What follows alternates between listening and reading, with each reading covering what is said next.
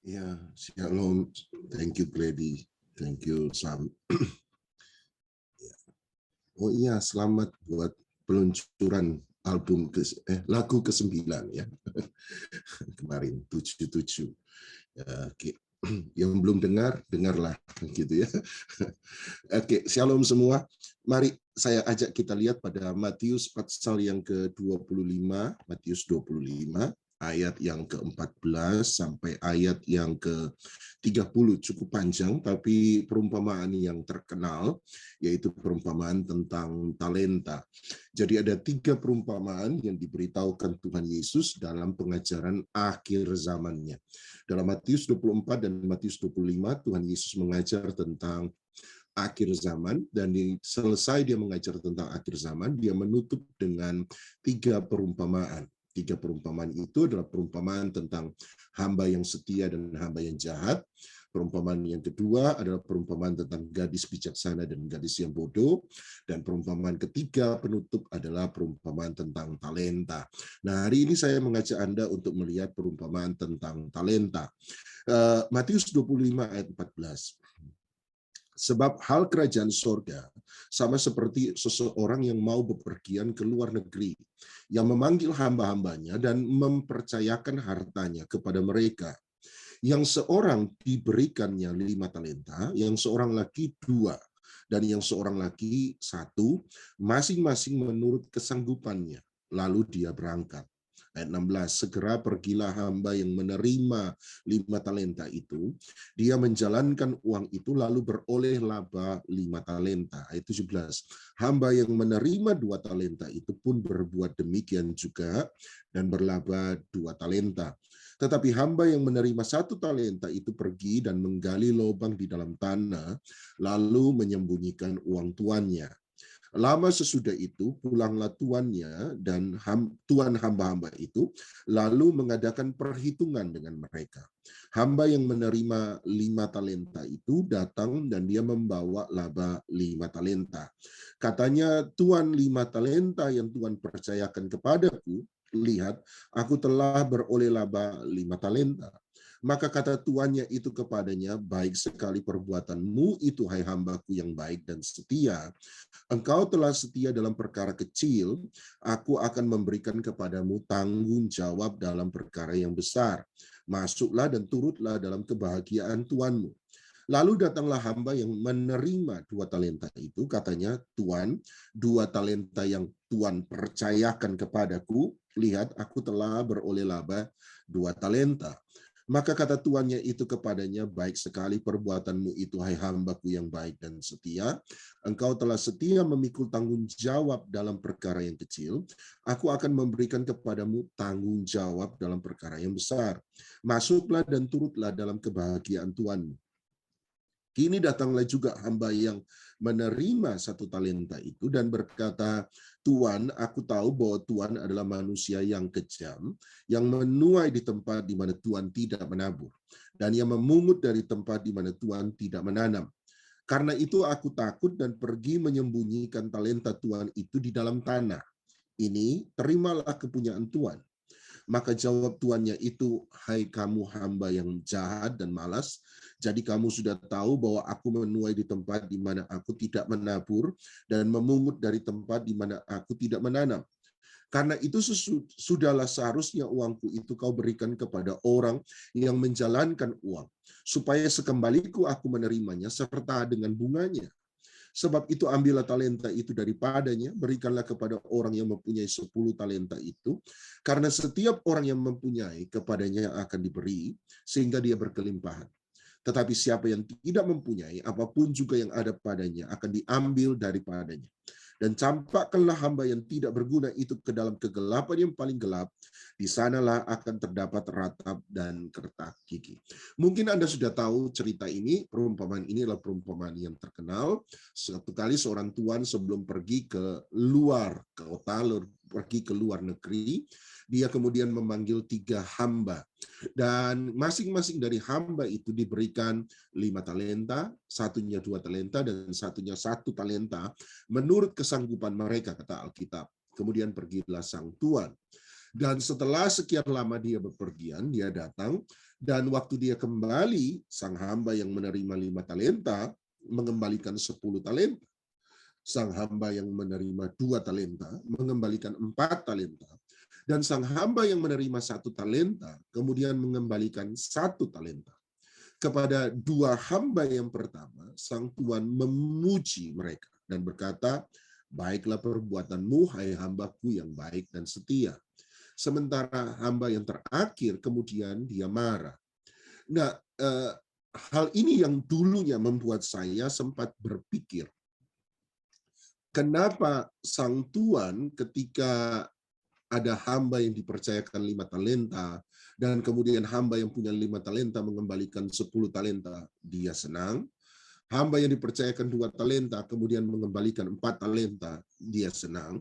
Tetapi hamba yang menerima 1 talenta, ketika mengembalikan 1 talenta, pertanyaannya mengapa dia marah? Kemarin saya sempat mengatakan pada Anda, sangat aneh menurut saya. Kalau misalnya satu kali saya datang misalnya sama Sam dan saya berkata, "Sam, ini tolong saya titip ya, saya titip uang 1 juta. Saya titip uang 1 juta, tolong disimpan sebentar karena ada kebutuhan mendesak, tolong kamu pegang dulu ini uang 1 juta, nanti minggu depan saya ambil kembali." Nah, seandainya saya berkata begitu kepada Sam, dan kemudian minggu depan saya datang pada Sam, dan saya berkata, "Sam, mana uang yang saya titipkan kepadamu?" Maka pertanyaan saya adalah, berapa uang yang harus Sam berikan kepada saya? 1 juta atau 2 juta?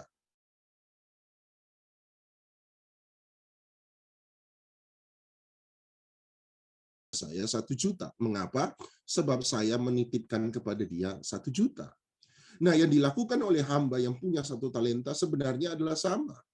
Dia dititipkan 1 talenta, dan kemudian sang tuan itu kembali dan dia mengembalikan 1 talenta. Jangan pernah berpikir bahwa dia korupsi di situ. Jangan pernah berpikir dia mencuri sesuatu di sana. Tidak. Dia hanya mengembalikan apa yang menjadi hak kepunyaan sang tuan.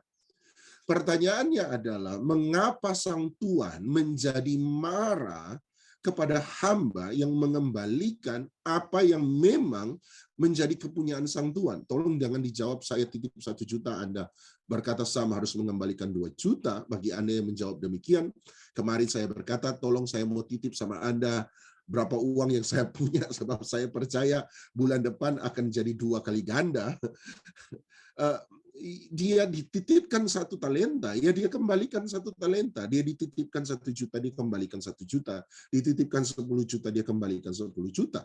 Berapapun yang diberikan kepada dia, dia mengembalikan dengan jumlah yang sama.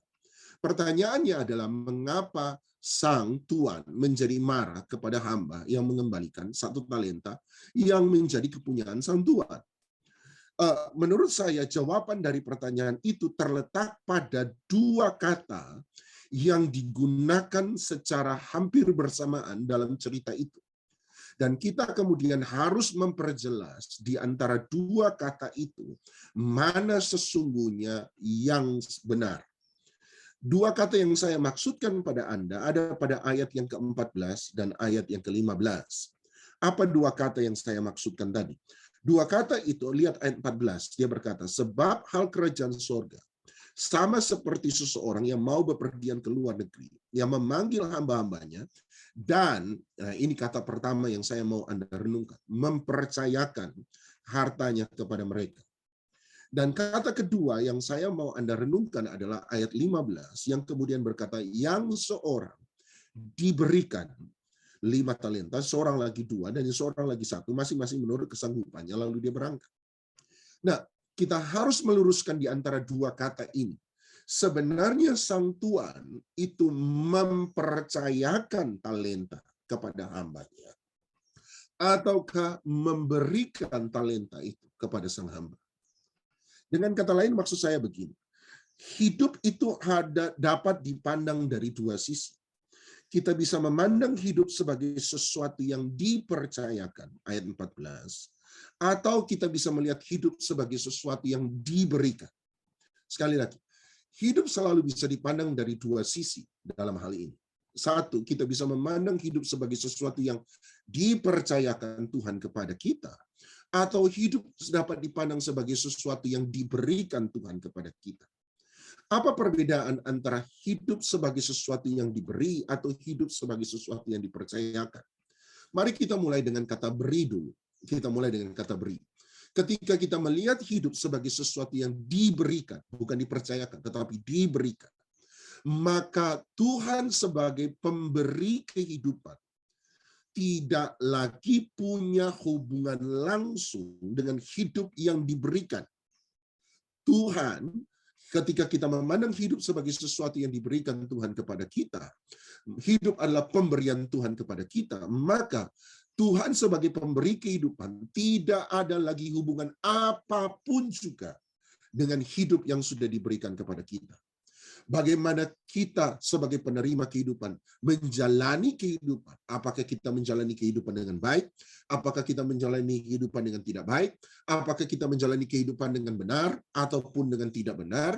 Itu tidak ada lagi hubungan kena-mengena dengan Tuhan.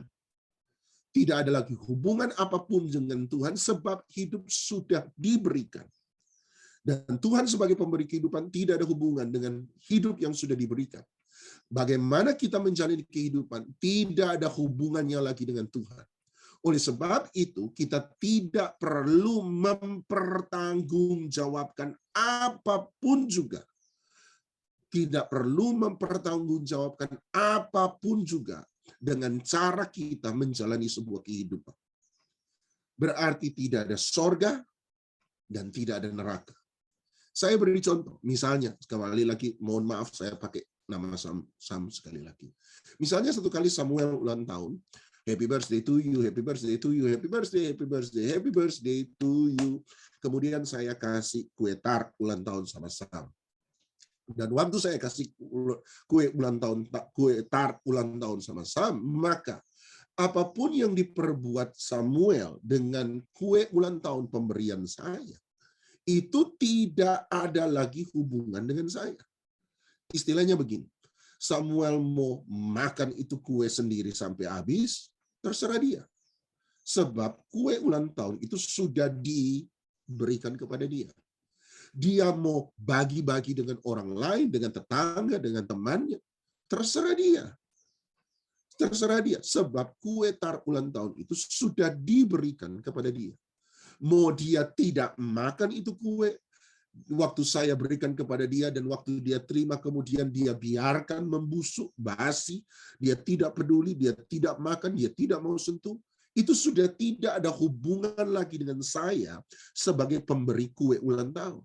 Itu terserah sepenuhnya kepada dia sebab kue itu sudah diberikan kepada dia. Istilah ekstrim, dia buang ke tempat sampah, walaupun secara etis tidak pantas, tidak menghargai pemberian sang pemberi. Tetapi sekalipun dia buang itu kue ulang tahun, dia terima dari saya, dia bilang say thank you, kemudian dia buang ke tempat sampah. Sebenarnya itu tidak lagi ada urusan sama saya. Sebab kue itu sudah diberikan. Bagaimana cara dia memperlakukan kue ulang tahun pemberian saya, itu sepenuhnya terserah dia. Dia tidak perlu mempertanggungjawabkan apapun juga kepada saya sebagai pemberi kue.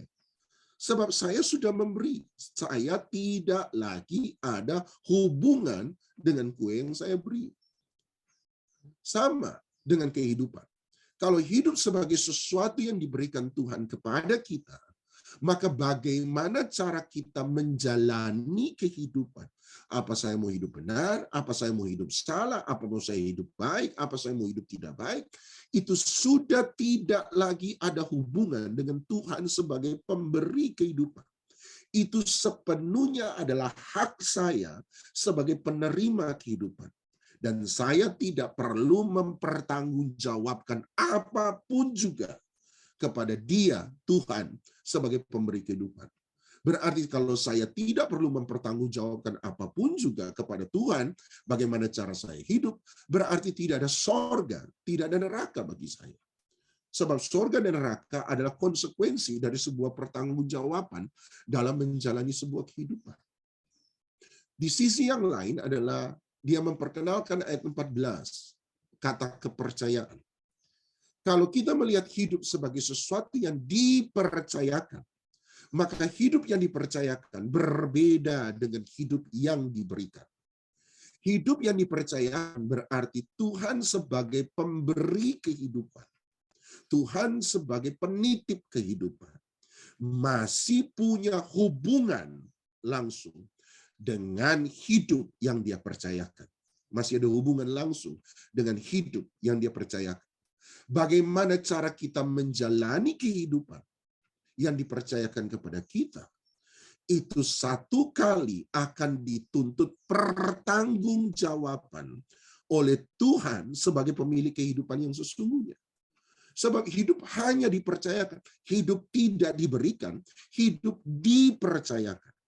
Itu sebabnya bagaimana cara kita menjalani kehidupan. Kita menjalani kehidupan dengan baik atau tidak baik, benar atau tidak benar, satu kali harus kita pertanggungjawabkan di hadapan Tuhan sebagai pemilik kehidupan. Dalam hal ini berarti ada sorga, ada neraka. Sebab ada yang namanya pertanggungjawaban. Kalau saya menjelaskan dua istilah ini sedemikian rupa kepada Anda, maka hidup sebenarnya diberikan atau dipercayakan. Jawaban sederhananya adalah hidup bukan sebagai sesuatu yang diberikan Tuhan kepada kita, tetapi hidup adalah sesuatu yang dipercayakan Tuhan kepada kita. Karena dia mempercayakan talenta, dia mempercayakan suatu kehidupan, berarti bagaimana cara kita memperlakukan talenta itu harus sesuai dengan keinginan sang pemilik talenta. Harus bagaimana cara kita memperlakukan kehidupan harus sesuai dengan keinginan sang pemilik kehidupan itu sendiri. Itu sebabnya sang Tuhan itu berkata, kamu kan tahu kalau aku tidak menuai di tempat di mana aku menabur, kamu kan tahu bahwa aku tidak memungut di tempat di mana aku menanam. Kemarin yang saya katakan, Tuhan memberi benih, tetapi dia selalu menuntut buah.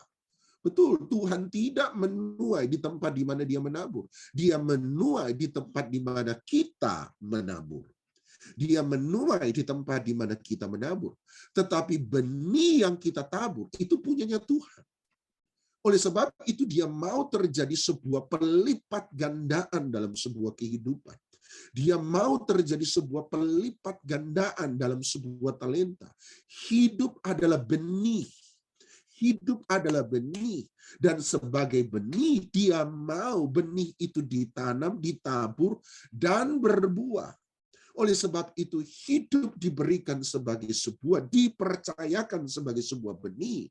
Tetapi dia mau satu kali ketika kita berjumpa dengan dia, kita tidak mengembalikan kehidupan sebagai benih, tetapi kita harus menghasilkan buah-buah dalam kehidupan ini.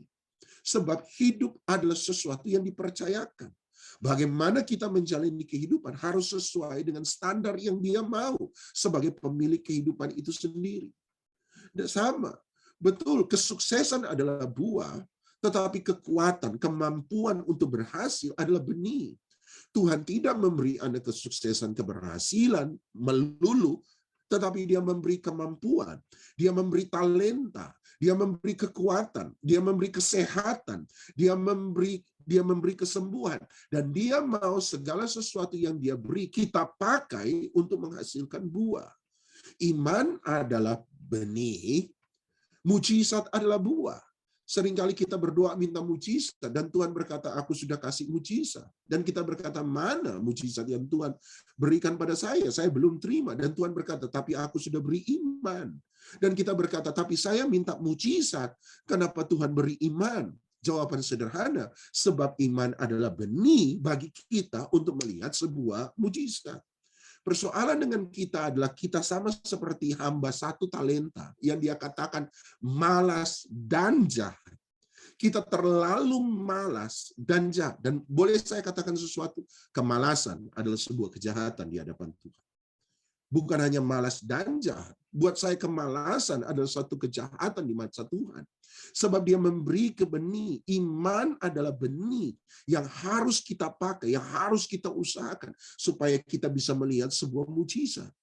Kesehatan adalah benih yang harus kita pakai supaya kita bisa menghasilkan karya bagi Tuhan. Persoalan dengan kita adalah kita selalu tidak pernah bisa melihat. Kita tidak pernah bisa melihat bahwa hidup bukan sesuatu yang diberikan oleh Tuhan. Tetapi hidup adalah sebuah kepercayaan dari Tuhan. Ingat, Tuhan memberi benih, tetapi dia mau hidup ini berbuah 30, 60, bahkan 100 kali ganda untuk kemuliaan nama Tuhan. Yohanes 15 dia berkata supaya kamu berbuah, bukan hanya berbuah, tetapi dia berkata berbuah lebat. Dan bukan hanya berbuah dan berbuah lebat. Yohanes 15 dia berkata berbuah tetap. Itu yang dia mau. Dia beri kepada kita benih, tetapi dia mau kita memberikan kepada dia buah. Sebab hidup adalah sebuah kepercayaan. Saya tutup dengan ini. Kenapa sang hamba yang punya satu talenta gagal untuk melihat bahwa hidup adalah sebuah kepercayaan. Talenta adalah sebuah kepercayaan. Nomor satu menurut saya dan yang paling utama adalah sebab dia jatuh pada apa yang namanya iri hati. Iri hati. Kenapa dia iri hati? Sebab dia membandingkan apa yang dia miliki dengan yang dimiliki oleh orang lain. Ya tentu saja. Kenapa dia memilih untuk menyimpan? Dia baik, termasuk baik. Hanya ketika dia membandingkan orang lain punya 5 talenta, orang lain punya 2 talenta, sebenarnya dia hanya punya 1 talenta. Dan ketika yang lain mengusahakan, dia memilih tidak mau susah payah, dia menguburkan apa yang dimiliki, dia termasuk baik. Sebab dia tidak berfoya-foya, dia tidak menipu, dia tidak mencuri, dia tidak korupsi dengan talenta yang dipercayakan pada dia. Dia hanya mengembalikan apa adanya. Tapi mengapa dia sampai melakukan itu? Menurut saya sebab iri hati. Dia membandingkan apa yang dimiliki oleh 2 sahabatnya dengan apa yang dia miliki. Ya dong, dia jadi malas. Kenapa? Yang lain kok dikasih 5 talenta. Dia diberi 2 talenta minimal. Tapi saya hanya punya 1 talenta. Dia lupa bahwa Sang Tuhan memberi kepada dia berdasarkan kemampuan, kesanggupan masing-masing. Tapi nomor 2, dia bukan cuma lupa bahwa dia menerima 1 talenta menurut kesanggupannya. Nomor 2 menurut saya ini yang paling penting. Dia lupa bahwa 1 talenta adalah sesuatu yang besar. Bagi Anda yang masih punya Alkitab, bagi Anda yang masih punya Alkitab buku, Anda boleh pergi ke kamus paling belakang. Dan kamus Alkitab paling belakang, cari kata talenta. Maka Anda akan menemukan kata talenta menurut kamus Alkitab LAI adalah ukuran berat dari logam mulia. Apa itu logam mulia? Emas.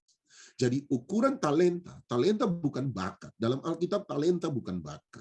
Tetapi dalam Alkitab talenta adalah ukuran berat dari logam mulia. Dalam hal ini emas. Dan 1 talenta setara dengan 34 kilogram emas. 1 talenta 34 kilogram emas. Emas 1 gram, taruhlah 900.000 hari ini. 900.000, 1.900.000. 1 kilogram emas berarti 900.000 kali 1.900 juta. 34 kilogram emas, 900 juta kali 34 lumayan, 300 miliar. 1 talenta buat dia ketika dibandingkan dengan 5 talenta dan 2 talenta, kecil.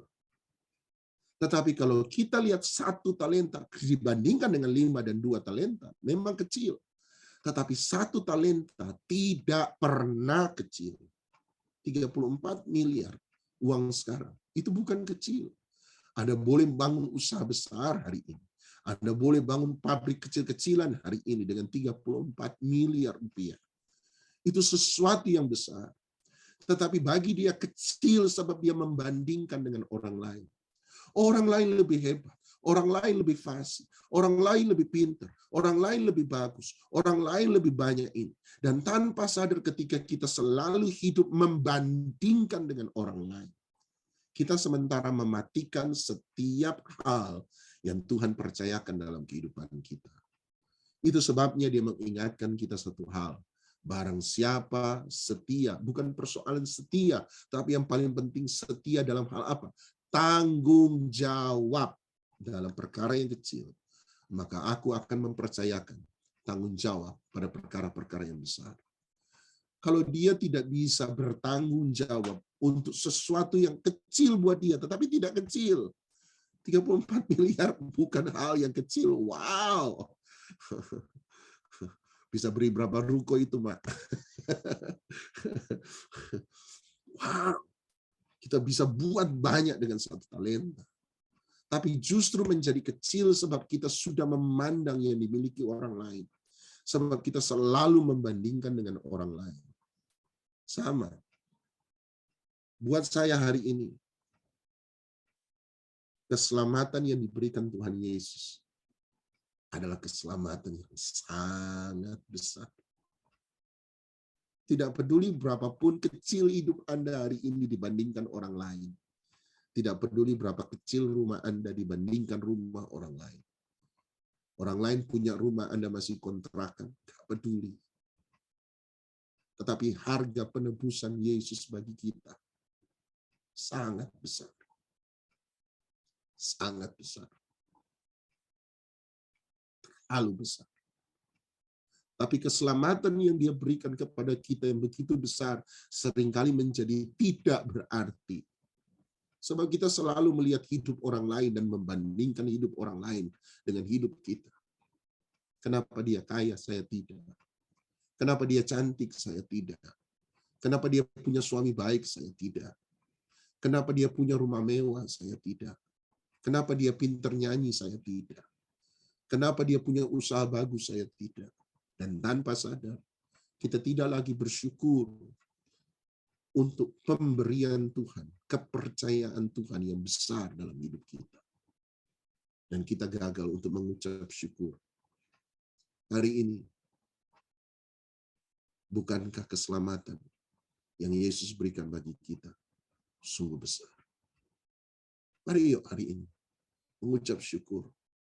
Daripada melihat orang lain dan melihat hidup kita, lebih baik belajar pandang Yesus dan lihat hidup kita ketika ada di dalam Yesus. Hari ini pandang kebesaran Tuhan, anugerah Tuhan yang besar. Mari kita datang pada Dia. Sungguh besar pengorbananmu bagiku, terlalu dalam untuk dimengerti. Sungguh besar,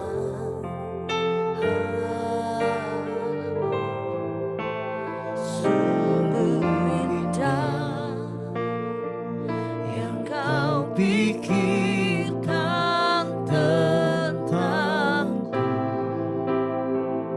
tak terselami bagiku. Sungguh indah, sungguh besar pengorbananmu bagiku, terlalu dalam untuk dimengerti. Sungguh besar, sungguh indah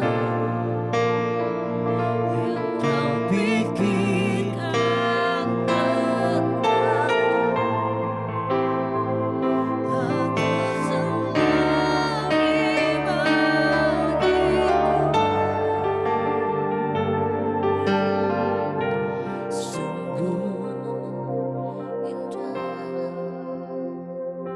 Saya merasa bahwa ada yang mencoba untuk membandingkan mujizat yang kamu terima dengan mujizat orang lain. Sambil berkata, dia kok cuma doa seminggu, 2 minggu Tuhan jawab ya. Dia doa sebulan, 2 bulan, Tuhan langsung jawab. Kenapa saya sudah berdoa sekian lama, menanti sekian tahun, dan Tuhan juga belum jawab-jawab. Dan tanpa sadar, kita jatuh pada dosa iri hati. Dan kita mulai membandingkan. Daripada Anda melihat keadaan Anda bandingkan dengan keadaan orang lain, lebih baik Anda lihat Tuhan. Anda lihat Tuhan dan lihat keadaan Anda. Dan lihat hidup Anda dalam anugerah Tuhan. 1 talenta buat dia ketika lihat dengan orang lain terlihat kecil, tapi lupa bahwa 1 talenta itu besar, sangat besar. Hari ini kita ada sebagaimana kita ada.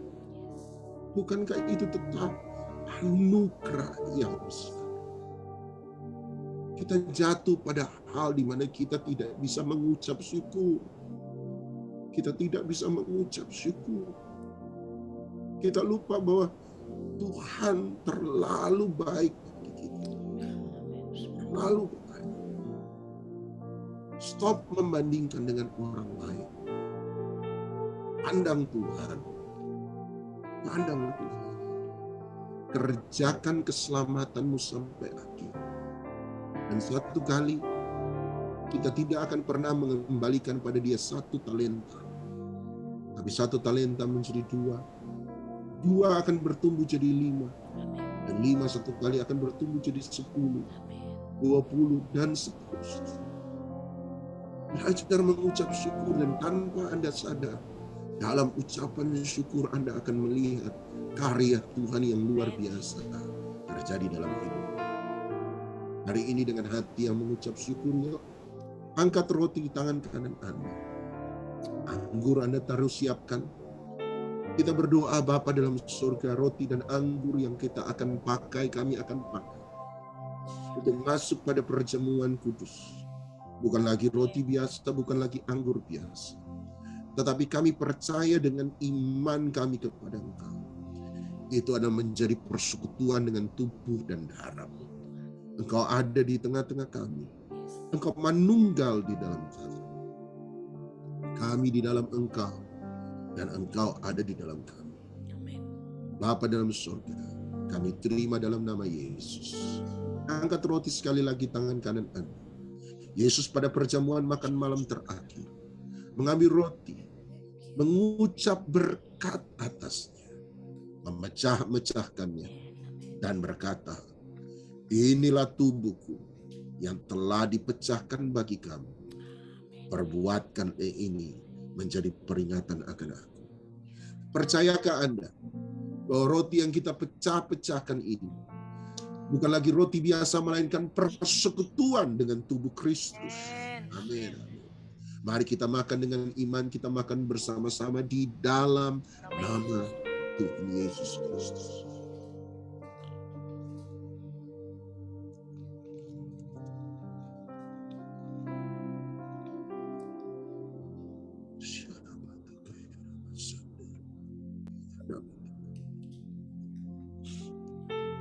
Angkat cawan tangan kanan Anda. Terima kasih Bapa. Terima kasih Tuhan. Terlalu besar. Terima kasih. Terlalu besar. Yesus kemudian mengambil cawan anggur, mengucap syukur atas, Amin. dan berkata, inilah cawan perjanjian baru. Darahku yang telah ditumpahkan untuk pengampunan dosa semua orang. Percayakan bahwa cawan yang kita ucapkan syukur atas adalah persekutuan dengan darah Yesus. Darah yang ajaib, darah yang mulia, darah yang menyelamatkan kita. Darah yang membayar lunas setiap dosa-dosa kita. Darah yang menyembuhkan setiap sakit penyakit. Kalau percaya, mari kita terima dengan iman. Kita minum bersama-sama di dalam nama Tuhan Yesus Kristus.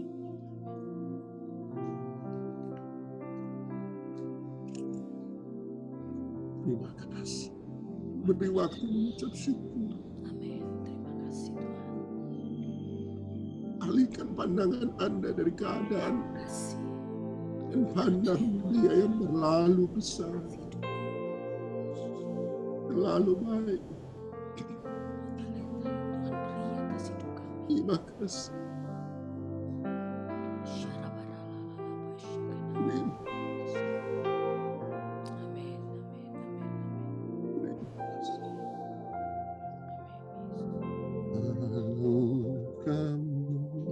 Terima kasih Tuhan. Kami siap menerima berkat daripada Engkau, percaya bahwa ibadah kami memberi keuntungan yang besar. Oleh sebab itu terimalah berkat ibadah itu dalam kehidupan masing-masing setiap kita. Dan terimalah segala berkat daripada Allah Bapa, cinta kasih sayang dan syafaat daripada Tuhan Yesus Kristus, persekutuan, penghiburan, kekuatan, sukacita, damai sejahtera, kemenangan, hikmat, wahyu, urapan daripada Roh Kudus menyertai setiap kita, mulai daripada pagi hari ini sampai selama-lamanya. Di dalam nama Tuhan Yesus Kristus, yang percaya dilawat diberkati Tuhan, sama-sama kita katakan amin.